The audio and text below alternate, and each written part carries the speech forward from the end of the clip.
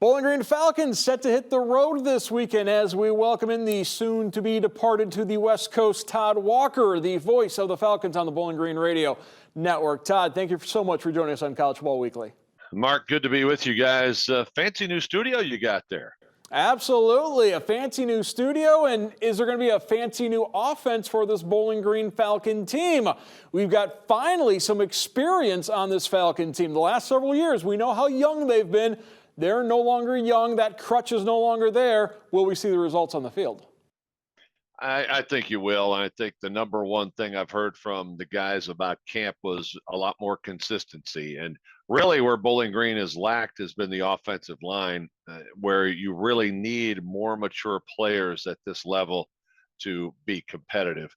Last year, Bowling Green's offensive line not only was young, they just weren't physically ready. And Bowling Green suffered because of it last year. They have brought in a ton of new guys up front that are experienced guys, either grad transfers or experienced transfers with maybe 2 years of eligibility left, but 3 or 4 years under their belt playing collegiately. Those guys are the key to vast improvement this season. Is this the year that Bowling Green finally rockets to the moon? Hey, you know what? One thing is nobody's counting them in the race. So everybody's looking past them. You know, can they sneak up on people?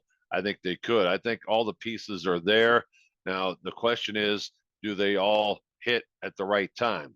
Defensively, where do you see the Falcons hanging their hats this season? Hey, I think the defense could be good at all three levels. And really, last year, the defense had a lot of strong points.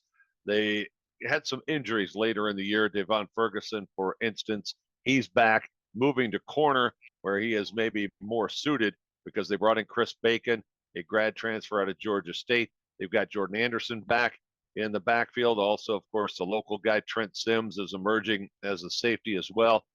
And Darren Anders, a high-level linebacker, is also back.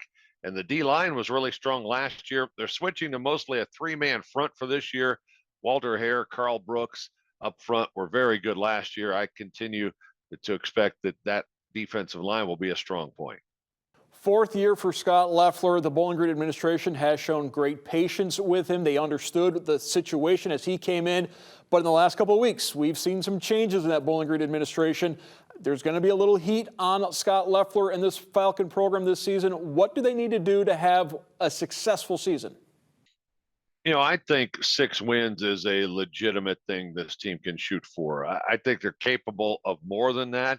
That, you know, it is not what you'd call a favorable schedule to get to 7 or 8 wins, but I think 6 wins is a legitimate goal. I think they're capable of 7 or 8. I think this is the year they could really turn it around. They're capable of winning every game they play this year, I think. And we'll see how they do the first go-round here at UCLA on Saturday afternoon or Saturday morning in Los Angeles with temps in the triple digits, we're told. All right, looking forward to that very much, Todd Walker. Have a safe trip out to Los Angeles, and thank you for joining us tonight. You got it, Mark.